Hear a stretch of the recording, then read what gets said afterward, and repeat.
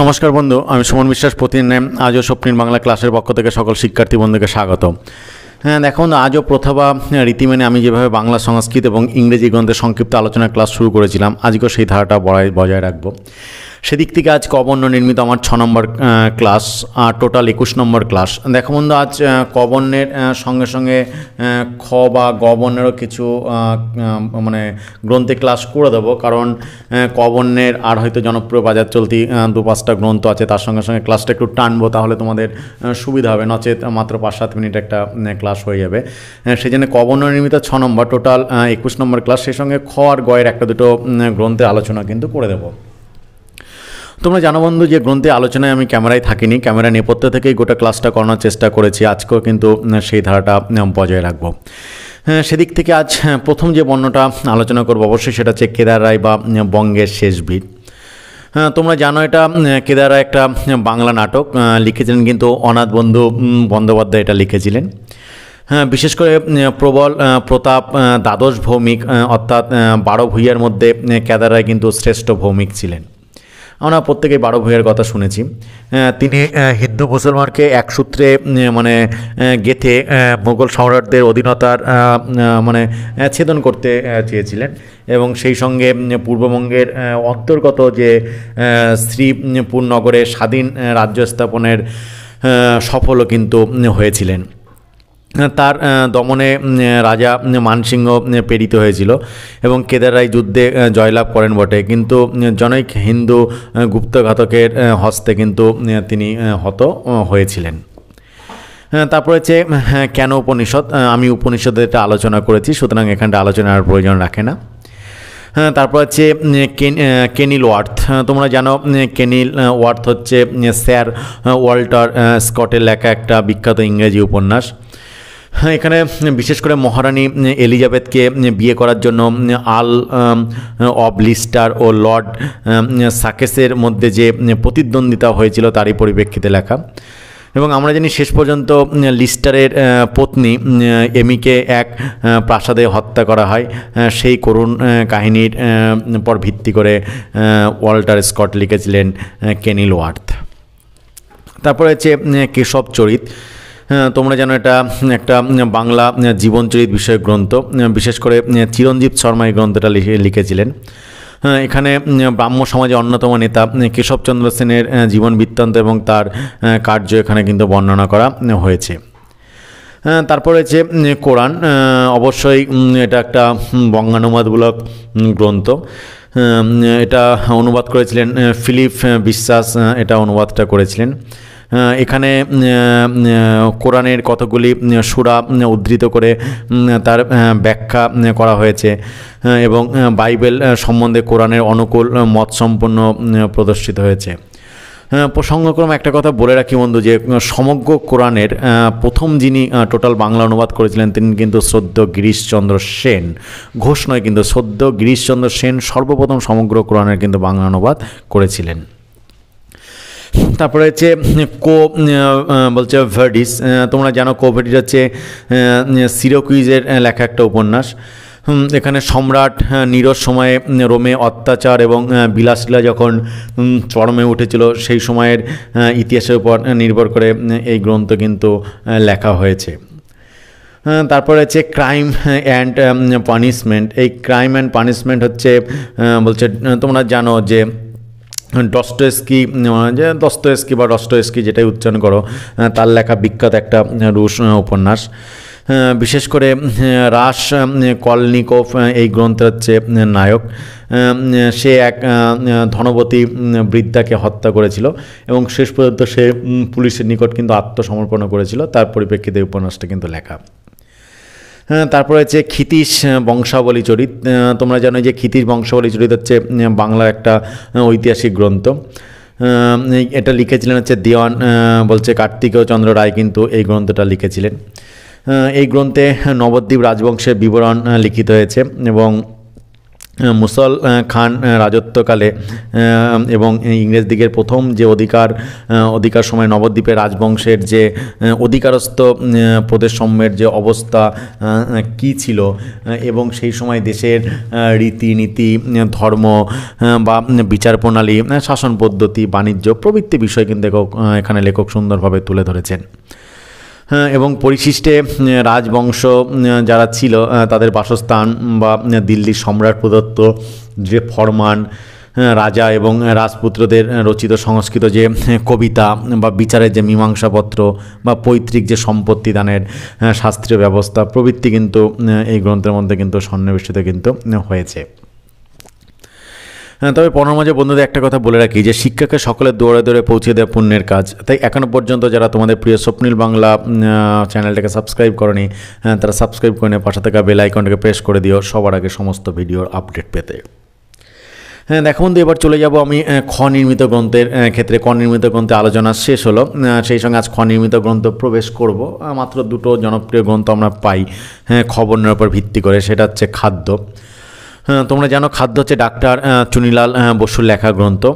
এখানে স্বাস্থ্যের সঙ্গে খাদ্যের যে সম্পর্ক বা পরিপাক যন্ত্র এবং পরিপাক ক্রিয়া বা খাদ্যের যে বিভিন্ন উপাদান এবং তাদের গুণ বা বয়সভেদে আহারের পরিমাণ ও সময় বা পরিমিত ভোজন, আমিষ ও নিরামিষ ভোজন প্রভৃতি অত্যাবশ্যক যে বিষয়গুলি সেখানে সুন্দরভাবে কিন্তু বোধগম্য করে ডক্টর চুনিলাল সেন কিন্তু আমাদের এই গ্রন্থে বুঝিয়ে দেওয়ার চেষ্টাটা কিন্তু করেছেন। তারপরে হচ্ছে খাদ্যকথা। তোমরা জানো যে নরেন্দ্রনাথ বসুর লেখাই খাদ্যকথা গ্রন্থটা। এখানে খাদ্য সম্পর্কে যে ভ্রান্ত ধারণা বা খাদ্যের প্রয়োজনীয়তা, খাদ্যের বিভিন্ন উপাদান, খাদ্যের পরিপাক প্রণালী বা খাদ্য সমূহের যে গুণাগুণ বা খাদ্যের মাত্রা নিরূপণ, খাদ্যের বিচার ইত্যাদি বিষয় কিন্তু এই গ্রন্থের মধ্যে কিন্তু লেখক খুব সুন্দরভাবে কিন্তু তুলে ধরেছেন। গ নির্মিত গ্রন্থে এবার চলে যাব, কারণ খ নির্মিত এই দুটো গ্রন্থই হচ্ছে জনপ্রিয়। গ নির্মিত প্রথম যে গ্রন্থটা আলোচনা করব অবশ্যই বন্ধু সেটা হচ্ছে যে আমরা জানি গঙ্গা গোবিন্দ সিংহ। এটা হচ্ছে চণ্ডীচরণ সেনের লেখা। এটা আমরা জানি যে বাংলা ইতিহাস বিষয়ক গ্রন্থ এটা, এবং ইংরেজ রাজত্বের শুরুতে দেওয়ান গঙ্গা গোবিন্দ ইস্ট ইন্ডিয়া কোম্পানির কর্মচারী ছিলেন এবং তিনি কী উপায় অবলম্বন করে প্রভুর সম্পত্তিশালী এবং নিজের প্রভুর অনুগ্রহভাজন হয়েছিলেন এই সমস্ত বিষয় কিন্তু গ্রন্থকার উপন্যাসের মানে একবারে পুরো সুন্দর জলদক্ষরে এই গ্রন্থে কিন্তু তুলে ধরার কিন্তু চেষ্টা করেছেন। তারপরে হচ্ছে আরেকটা বিখ্যাত গ্রন্থ গঙ্গা ভক্তি তরঙ্গিনী। তোমরা জানো এটা বাংলা একটা কাব্যগ্রন্থ এবং লিখেছিলেন কিন্তু দুর্গাপ্রসাদ মুখোপাধ্যায়। বিশেষ করে এখানে সূর্যবংশীয় রাজা ভগীরথ তপস্যা প্রভাবে কীভাবে স্বর্গ থেকে গঙ্গাকে মর্তে এনেছিলেন এবং কপিলমুনি অভিশাপে ভস্মীভূত পূর্বপুরুষদের উদ্ধার সাধন করেছিলেন, এটাই এই গ্রন্থের কিন্তু মূল বিষয়। এখানে গঙ্গার উভয় পার্শ্বস্থিত অনেক গ্রাম এবং নগরের খুব সুন্দর বর্ণনা লেখক করেছেন এবং শতবৎসর পূর্বে তাদের যে অবস্থাটা সেটাও কিন্তু এখানে লেখক তুলে ধরার কিন্তু চেষ্টা করেছেন। এরপরে আছে গঙ্গামঙ্গল। তোমরা জানো এটা হচ্ছে একখানি প্রাচীন বাংলা কাব্যগ্রন্থ, লিখেছিলেন কিন্তু দ্বিজ মাধব। বিশেষ করে মুন্সি আব্দুল করিম কর্তৃক এই গ্রন্থটা সম্পাদিত হয়েছিল। এই গ্রন্থের মধ্যে ধরাতলে আমাদের যে মা গঙ্গার কিভাবে অবতরণ কথা এবং গঙ্গার মাহাত্ম্য বর্ণিত হয়েছে। বিশেষ করে মাধব বা মাধবাচার্য সংস্কৃত ভাষায় অতীব সুপণ্ডিত ছিলেন। তার ভাষা যেমন বিশুদ্ধ তেমনই কিন্তু পাণ্ডিত্য ব্যঞ্জক এই গ্রন্থের মধ্যে সেটাই কিন্তু ফুটে উঠেছে। তারপরে হচ্ছে গণেশ গীতা। দেখো বন্ধু, গণেশ গীতা গ্রন্থ সম্পর্কে আমি নবগীতা যখন গ্রন্থটা আলোচনা করব তখন কিন্তু আলোচনা করে দেব। এরপরে হচ্ছে গণেশ মঙ্গল। তোমরা জানো গণেশ মঙ্গল একটা কবিতা গ্রন্থ এবং বিখ্যাত কবি দেবেন্দ্রনাথ সেনের লেখা এটা। বিশেষ করে গণেশের যে দুটি ইংরেজি এবং বাংলা কবিতা এখানে কিন্তু উল্লেখ করা রয়েছে। তারপরে হচ্ছে গয়া কাহিনী। তোমরা জানো যে এটা গয়ার ইতিহাসমূলক একটা গ্রন্থ এবং লিখেছিলেন কিন্তু অতুলচন্দ্র মুখোপাধ্যায়। বিশেষ করে মহামহোপাধ্যায় পণ্ডিত যাদবেশ্বর তর্করত্ন মহাশয়ের লিখিত ভূমিকা এই গ্রন্থটার মধ্যে রয়েছে। গয়ার ইতিহাস সম্বন্ধে অনেক জ্ঞাতব্য তত্ত্ব এই বইয়ের মধ্যে কিন্তু আমরা পাবো। এরপরে হচ্ছে গরুড় পুরাণ। আমি যখন বন্ধু পুরাণ গ্রন্থটা সম্পর্কে আলোচনা করব তখন এই বিষয়টা আলোচনা করব। হ্যাঁ, তারপর হচ্ছে বিখ্যাত গল্পগুচ্ছ। তোমরা জানো এটা রবীন্দ্রনাথের লেখা একটা গল্প সংগ্রহ। এখানে রবীন্দ্রনাথের 1921 সালের পরবর্তী বিভিন্ন রচনা, বিশেষ করে ছোট গল্প, এই গল্পের মধ্যে গল্পগুচ্ছের মধ্যে কিন্তু সন্নিবেশিত হয়েছে। হ্যাঁ, তারপরে হচ্ছে গল্পাঞ্জলি। তোমরা জানো গল্পাঞ্জলি একটা গল্প পুস্তক এবং লব্ধপ্রতিষ্ঠ ঔপন্যাসিক প্রভাত কুমার মুখোপাধ্যায়ের এটা লেখা। এখানে বাল্যবন্ধু, রসময়ী রসিকতা, আদরণী প্রভৃতি 6টি বিখ্যাত গল্পের মধ্যে রয়েছে এবং এর মধ্যে বাল্যবন্ধু গল্পটি কিন্তু খুবই খুবই উপভোগ্য একটা কিন্তু গল্প।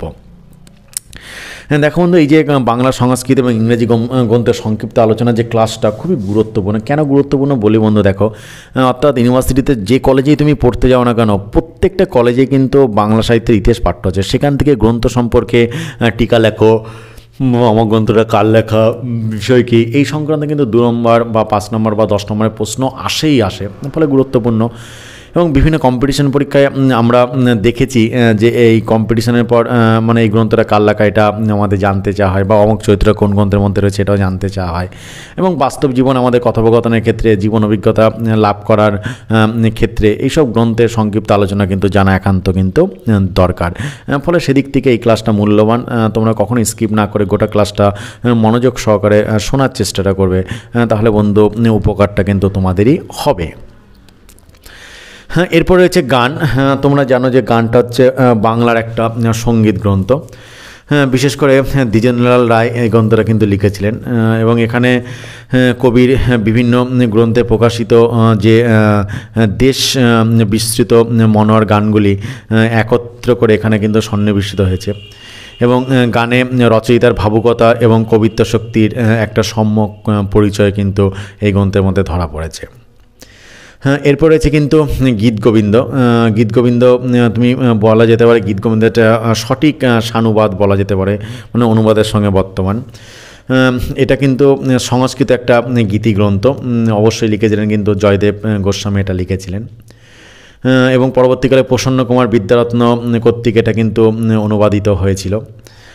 বিষয়টা এরকম যে ভগবান শ্রীকৃষ্ণের বৃন্দাবন লীলা অবলম্বনে এই গ্রন্থ কিন্তু লেখা হয়েছে এবং এর পদগুলি সরল এবং সুমধুর ভাষায় গীতির ছলে লিখিত হয়েছে এবং আমাদের যে পদাবলী শব্দটা পদ এই গীতগোবিন্দ কাব্যেই প্রথম কিন্তু আমরা দেখতে পাই। গৃধর্কিত যে গীতগোবিন্দ জয়দেবের প্রথম কিন্তু এটা বঙ্গানুবাদ।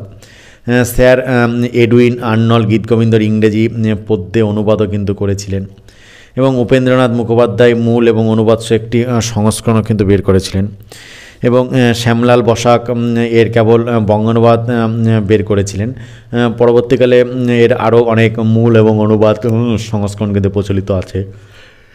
বিশেষ করে গীতগোবিন্দ কিন্তু বাংলা বিশেষ করে পদ্যানুবাদের একটা অভাব নেই, যথেষ্ট অভাব রয়েছে, কারণ এখানে রাধাকৃষ্ণের প্রেম লীলাকে 12টি স্বর্গে জয়দেব খুব সুন্দরভাবে কিন্তু তুলে ধরার কিন্তু চেষ্টা করেছেন এবং এত সহজ সরল সংস্কৃত ভাষায় লেখা, যেটাকে কিন্তু বাংলা বলেই মনে হয়। যে মধুর কোমলকান্ত পদাবলী এখানটায় আছে, যদি হরি সরসে সরসং মম, এই অসাধারণ সংস্কৃত কিন্তু এত সরল মনে বাংলা বলে কিন্তু মনে হয়, যেটা গীতগোবিন্দের মধ্যে কিন্তু আমরা দেখতে পাই এবং এর মধ্যে গানও আমরা পাবো, শ্লোক পাবো, খুব সুন্দর ভাষায় কিন্তু গীতগোবিন্দকে কিন্তু জয়দেব লেখার কিন্তু চেষ্টাটা করেছেন। তারপরে পাবো হচ্ছে গীত সূত্রসার। তোমরা যেন গীত সূত্রসার হচ্ছে একটা বাংলা সঙ্গীত গ্রন্থ, এটা লিখেছিলেন কিন্তু কৃষ্ণধর বন্দ্যোপাধ্যায় এবং এই গ্রন্থে হিন্দু সঙ্গীতের মর্ম স্থূলভাবে প্রকাশ পেয়েছে এবং বিভিন্ন রাগরাগিনী, গ্রাম এবং ঠাট সম্বন্ধে অনেক মৌলিক চিন্তাও কিন্তু এই গ্রন্থে ধরা পড়েছে। বিশেষ করে অনেকগুলি হিন্দি এবং বাংলা গান ইংরেজি স্বরলিপি যোগে কিন্তু এই গ্রন্থের মধ্যে তুলে ধরার চেষ্টা করা হয়েছে এবং দেখা গেছে কতগুলি গান কিন্তু বাংলায় স্বরলিপিবদ্ধ কিন্তু এই গ্রন্থের মধ্যে হয়েছে। ফলে সেদিক থেকে কিন্তু গীতি সূত্রধার, যেটা কৃষ্ণধর বন্দ্যোপাধ্যায় লিখেছিলেন, বাংলা একটা সঙ্গীত গ্রন্থ, তার কিন্তু একটা তাৎপর্য কিন্তু রয়েছে। ফলে বন্ধু এই যে তাৎপর্য রয়েছে শুধু গীতিসূত্রধানে প্রত্যেকটা গ্রন্থে কিন্তু একটা তাৎপর্য রয়েছে, কারণ প্রত্যেকটা গ্রন্থ আমাদের কোনো না কোনো কিন্তু একটা শিক্ষা দিয়ে যায়, এমন কোনো গ্রন্থ নেই যেটা শিক্ষা দেয় না। ফলে সাহিত্য পাঠ বা সাহিত্যিকদের জীবনী পাঠ একটা গুরুত্বপূর্ণ বিষয়, কারণ মানব জীবন সম্পর্কে তারা এমন কিছু তথ্য দিয়ে যায় যেটা পরবর্তীকালে কিন্তু আমাদের ভবিষ্যৎ জীবনে চলার পথকে কিন্তু মসৃণ করে। ফলে সেদিক থেকে আমি এই জন্যে অনলাইন বন্ধুদের বলি, তোমরা যেখানে যেভাবে যেটা পাবে আপ্রাণ বোঝার বা শেখার চেষ্টা করবে, কারণ সে কোনো না কোনো তোমাকে শিক্ষা, কোনো না কোনো জ্ঞান কিন্তু দিয়ে যাবে। এই জন্যে যেখানে দেখিবে চাই উড়াইয়া দেখো তাই পাইতে পারো কিন্তু অমূল্য রতন, এই যে কথাটা রামকৃষ্ণদেবের কথা, সেটা কিন্তু বিষয় কিন্তু একটা অসাধারণ গুরুত্বপূর্ণ, কারণ এমন কোনো জিনিস নেই যেটা কিন্তু তোমাদের শিক্ষা দেয় না। এই জন্য আমি বলি প্রত্যেকটা জিনিসই কিন্তু একবার পড়ে দেখতে বা বুঝে দেখতে, কারণ সে কোনো না কোনো শিক্ষা কিন্তু একটা দিয়েই কিন্তু যায়। এরপরে হচ্ছে গীতা। দেখো বন্ধু, গীতাটা আমি আলোচনা করব যেদিন ভগবদ গীতা গ্রন্থটা আলোচনা করব সেদিন গীতাটা কিন্তু আলোচনা করে দেবো, কারণ ভগবদ গীতা তার পুরোটা কিন্তু নাম। দেখো বন্ধু, আজকে ক খ বা গ নির্মিত মানে মিশ্র একটা ক্লাস, যেটা ক নির্মিত ক্লাসের 6 নম্বর ক্লাস বলবো, এবং টোটাল 21 নম্বর ক্লাসের তোমাদের একটা তথ্য সমৃদ্ধ ক্লাস আজও উপর দিতে পেরেছি বলে মনে হয়। তারপরে বন্ধু কোথাও যদি কোনো সমস্যা হয়ে থাকে অবশ্যই বন্ধু কমেন্ট বক্সে যাবে, কমেন্ট বক্সে গিয়ে আমাকে কমেন্ট করে জানাবে, আমি যথাসম্ভব তার উত্তর দেওয়ার কিন্তু চেষ্টা করব। আজকের ক্লাসটা এই পর্যন্তই। নমস্কার বন্ধু।